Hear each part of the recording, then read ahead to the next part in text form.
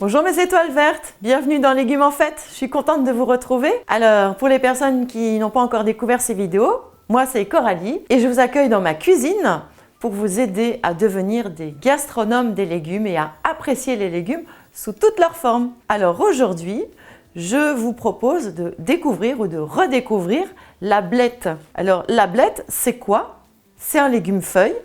Et il y a plusieurs types de blettes. Vous voyez, il y a des blettes avec des côtes blanches. Et puis, il y a des blettes avec des tiges colorées, soit jaunes, soit oranges, soit rouges. Et donc, on va essayer de mettre de la couleur dans l'assiette. La saison de la blette, c'est une saison qui démarre au mois d'avril et qui court en général jusqu'à la fin du mois de décembre. Alors, je vous propose de préparer 3 plats différents avec la blette. Le premier, ça sera un condiment et je vous propose de préparer une grémolata où on utilisera uniquement la feuille des blettes. Comme entrée, je vous propose de nous préparer une délicieuse salade où on va jouer avec les notes d'accord de la blette. Et enfin, comme plat, je vous propose un wok où là, on va utiliser à la fois les feuilles, mais surtout les tiges. Alors, quels sont les bienfaits de la blette et pourquoi est-ce que je l'ai choisi pour vous? Bien, la blette, en fait, c'est un légume-feuille. Donc, on peut utiliser les feuilles de la blette pour remplacer la salade dans son assiette. Donc, je trouve ça intéressant pour varier des salades vertes, même s'il y a plein de types de salades entre les laitues, les feuilles de chêne, la roquette, la frisée, la scarole, la romaine. Eh bien, la blette, c'est également donc une feuille qu'on va pouvoir cuisiner. Vous allez voir sous toutes ses formes. Quels sont les bienfaits de la blette, qui fait donc partie de ces légumes feuilles? Eh bien, la blette, elle est très riche puisqu'elle est verte en chlorophylle et en vitamine C.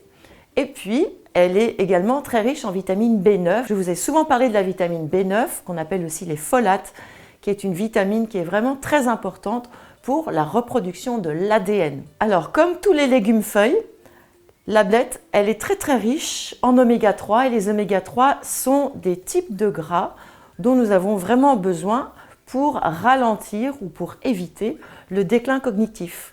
Et les oméga 3 sont présents dans plein d'aliments, mais les feuilles vertes ont une concentration très forte en général d'oméga 3. En termes de quantité, il est recommandé en général de consommer 120 grammes de feuilles vertes par jour. Et c'est pour ça que c'est intéressant de les diversifier dans son assiette. Alors au niveau des notes d'accord, avec quoi est-ce qu'elle se marie cette blette? Bien, ça va dépendre de la partie de la blette qu'on utilise. Quand on utilise la partie verte de la feuille, on va être sur des accords un peu acidulés comme la canneberge, la framboise, ou alors des accords plus marqués comme le miso ou tous les types d'algues.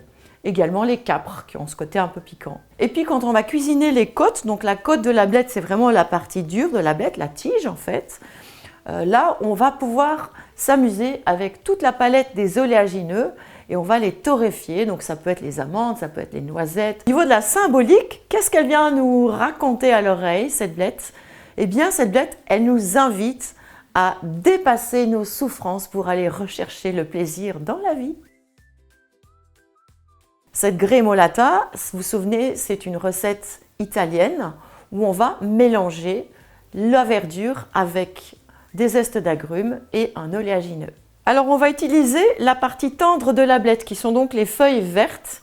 Ces feuilles, elles sont très riches en calcium et également en vitamine K, qui est une vitamine qui joue un rôle dans la coagulation. Donc attention si vous êtes sous traitement anticoagulant. Et puis on va ajouter de l'ail pour relever notre grémolata. Et puis de toute façon, c'est l'ingrédient de base aussi de la grémolata. Et comme agrumes, j'ai choisi de vous proposer de l'orange. Donc on va prélever le zeste de l'orange, rincer-la avec du vinaigre blanc ou du bicarbonate si elle n'est pas bio. Et enfin, pour amener un peu de sucrant, parce que la feuille de blette, elle peut avoir éventuellement un peu d'amertume. Ici, j'ai prévu de vous proposer en fait des canneberges, voilà, qui sont donc très concentrées en sucre puisqu'elles sont déshydratées.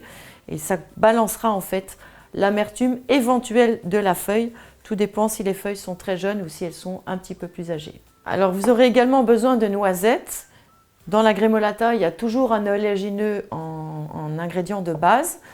Et ces noisettes, si vous voulez, vous pouvez prendre le temps de les torréfier, ça sera encore plus gourmand. Bien entendu, comme d'habitude, huile d'olive, sel et poivre. Dans un petit mixeur comme ça, on ne prend pas le blender puisqu'on n'est pas sur un pesto, on est sur une gremolata, donc on va garder de la texture. Si vous souhaitez toaster vos noisettes, je vous conseille de démarrer par cette étape-là, qui est de les concasser grossièrement et de les faire chauffer à sec. C'est juste un petit peu plus gourmand. Alors l'étape suivante, en fait, on va prélever les feuilles de blettes. Donc on va séparer en fait la feuille des côtes. On va faire des recettes zéro déchet puisque de toute façon, on va récupérer les côtes de blettes pour le dernier plat. Donc ne jetez surtout pas. Je les coupe déjà grossièrement parce que j'ai un mixeur à main, donc je vais faciliter le travail de mon mixeur manuel. Je hache jusqu'à ce que ma texture soit comme si je mixais. Vous savez, la gremolata, souvent on met du persil, on met du basilic, voilà, on met plusieurs types d'herbes et le but c'est qu'elles soient hachées grossièrement. Mes noisettes sont en train de toaster et je les laisserai refroidir avant de les hacher, sinon elles vont cuire mes feuilles.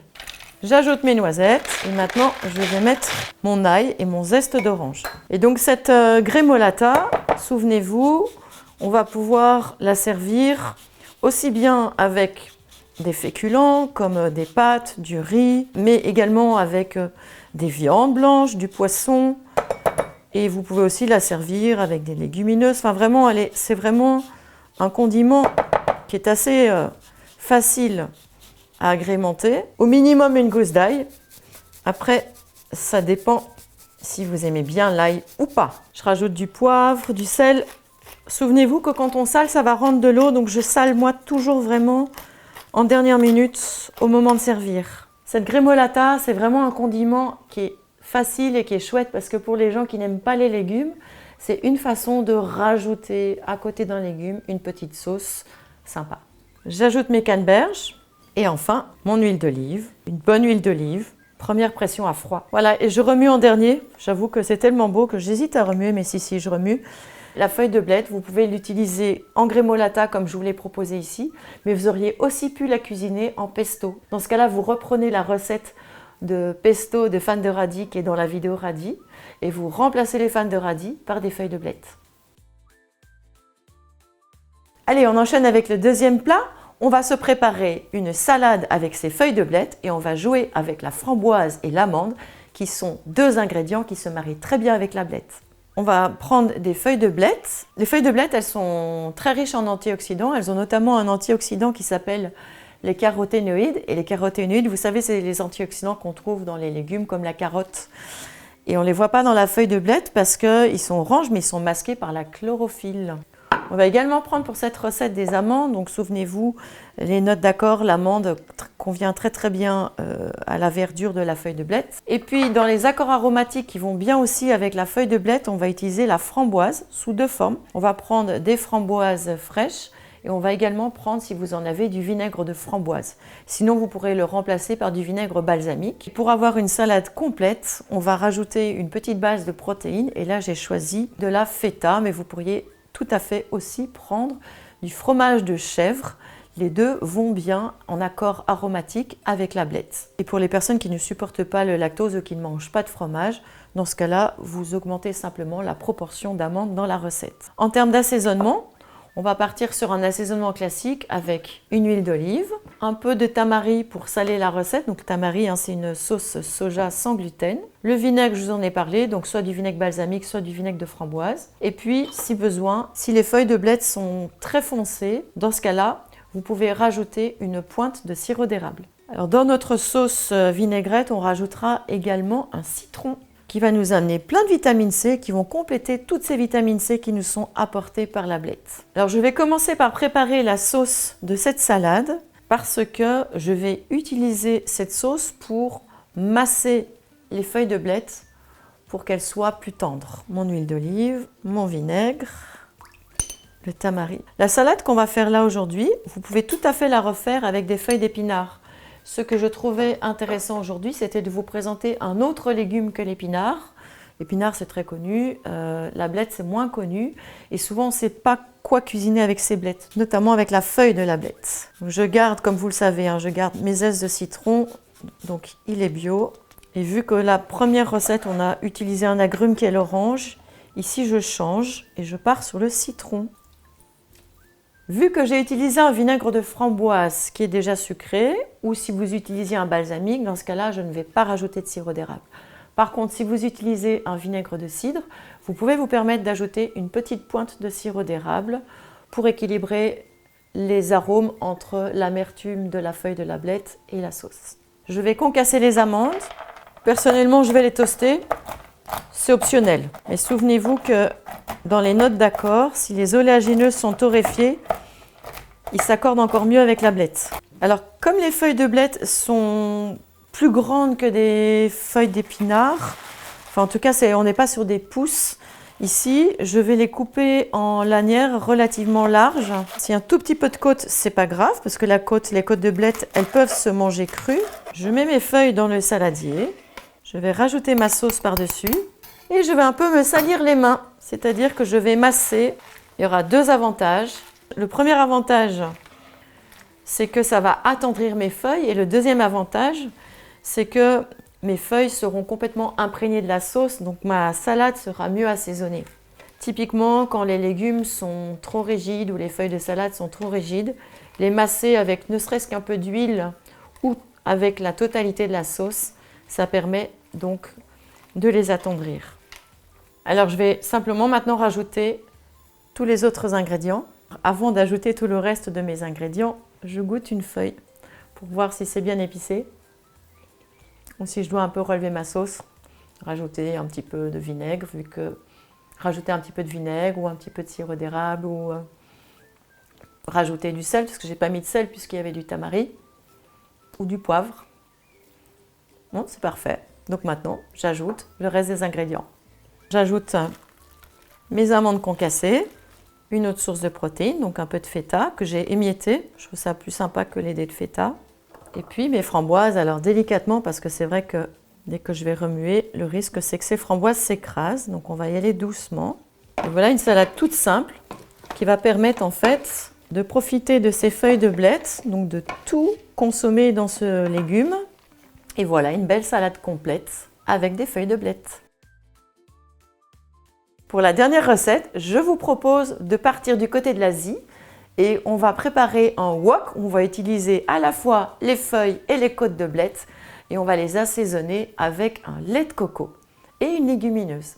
Alors pour les ingrédients, on rassemble tous les petits morceaux là qu'on a pu couper tout à l'heure, qu'on n'a pas utilisé dans notre grémolata et dans notre salade et c'est le moment de les recycler dans ce plat. Comme c'est un plat que je prévois plutôt pour le soir, je rajoute une protéine végétale. Donc là en l'occurrence j'ai fait cuire des pois chiches.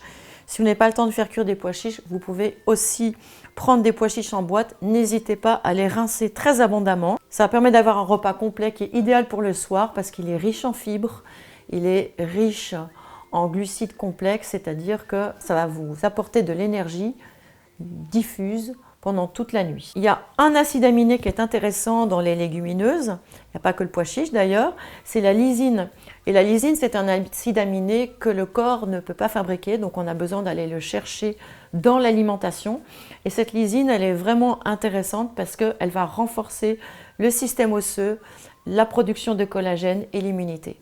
On va également ajouter dans cette recette de l'ail et des échalotes, du lait de coco. Donc je vous ai déjà expliqué que le lait de coco, c'était un acide gras chaîne moyenne, très vite assimilé par le corps, donc vraiment intéressant au niveau santé. Et comme épice, j'ai choisi la cardamone. Alors la cardamone, elle va nous apporter dans ce plat des notes acidulées, citronnées, et elle peut être remplacée par une autre épice, comme par exemple la coriandre en poudre, ou vous pourriez aussi tout à fait mettre du curry dans ce plat. Et comme d'habitude, de l'huile d'olive, du sel et du poivre. Côté équipement, une cocotte un peu profonde parce que les feuilles de blette, ça prend beaucoup de volume comme les épinards et puis après ça réduit. Donc il vaut mieux prévoir une cocotte profonde. Alors je verse un filet d'huile dans ma cocotte, pas trop de matière grasse puisque de toute façon après j'aurai le lait de coco. Et la première chose que je vais faire, c'est éplucher mon ail et mes échalotes et les faire revenir dans la cocotte. Et puis après, j'ajouterai mes côtes de blette et mes feuilles de blette. C'est un petit rappel, j'en ai déjà parlé dans d'autres vidéos, mais si l'échalote vous fait pleurer, si l'oignon vous font pleurer, vous les épluchez en partant du haut. C'est quand on coupe cette base-là, en fait. Donc vous coupez votre échalote et puis vous gardez la base, en fait. Et logiquement, côté larmes, ça devrait aller mieux. Je râpe ma gousse d'ail et je fais d'abord revenir donc l'ail et l'échalote. Pendant que c'est en train de revenir, je vais couper mes côtes de blettes et je vais faire revenir d'abord mes côtes parce que c'est ce qu'il y a de plus long à cuire et je mettrai les feuilles après. Alors tout simplement, je coupe en petits morceaux, c'est toujours la même chose. Plus c'est coupé fin, plus ça cuit rapidement. Je m'apprête à rajouter de la couleur et vous allez voir, ça change beaucoup de manger de la couleur. Et si vous les trouvez, ces bêtes, elles existent aussi en orange, jaune, enfin elles sont vraiment multicolores. Si vous voulez que vos enfants apprécient les légumes, c'est vrai que leur mettre de la couleur dans l'assiette, c'est une bonne astuce. Puis en plus, je vous ai déjà dit que chaque couleur apporte son lot d'antioxydants. Donc c'est bien de varier. Voilà, donc je vais rajouter mes côtes de bête. Une autre façon de cuisiner les côtes de bête aussi, très simple, c'est de les faire revenir comme ça et puis de les mettre ensuite en omelette. Vous les faites revenir dans une poêle, puis après vous rajoutez des œufs battus par-dessus. C'est vraiment délicieux. Je rajoute ma cardamome, mes petits morceaux de feuilles vertes. Ça va cuire très vite comme un épinard. Et puis les pois chiches. Et enfin le lait de coco. Alors c'est lait ou crème de coco en fait. Vous voyez là, l'eau elle est là. Voilà. Voilà, c'est un plat complet. Là, on pourrait le manger déjà. C'est déjà... les côtes sont revenues, les pois chiches sont cuits. On pourrait déjà le manger, mais je vais juste rajouter un couvert et attendre 5 minutes. Et bien voilà, vous en dites quoi? On a vraiment de quoi se régaler, non, avec la blette? Elle s'est transformée en grémolata. Donc la grémolata, c'est un condiment qui va agrémenter n'importe quel légume, viande blanche ou poisson. Cette petite salade gourmande où là on a vraiment essayé de concentrer dans cette salade toutes les notes d'accord qui vont bien avec la blette, avec la framboise, l'amande et la feta. Et puis pour le soir, un plat plus ressourçant avec ce wok de côte de blette où on a quand même rajouté les feuilles et puis enrichi avec du lait de coco, des pois chiches pour faire un plat complet. Ça sent encore, donc je viens de dresser les plats et je sens encore les odeurs. Je vous souhaite en tout cas un excellent appétit. J'espère que ces recettes vous ont plu. Si c'est le cas pour cet épisode, n'hésitez pas à mettre un pouce sous la vidéo, à vous abonner également à la chaîne parce que je n'ai pas toujours le temps de vous prévenir qu'il y a un nouvel épisode qui est sorti. Donc le plus simple, c'est que vous vous abonniez. Donc quand vous voyez cette vidéo, en dessous de la vidéo, il y a ma photo et si vous cliquez sur la photo, vous arrivez sur mon compte et là vous vous abonnez et vous aurez accès à tous les épisodes de Légumes en Fête. Et puis si vous voulez continuer à explorer par vous-même toutes ces techniques, n'hésitez pas à découvrir mon livre Cuisiner les légumes autrement. Et de toute façon, on se retrouve très bientôt pour un prochain légume d'automne. Je vous souhaite une très belle journée et une bonne dégustation de la blette.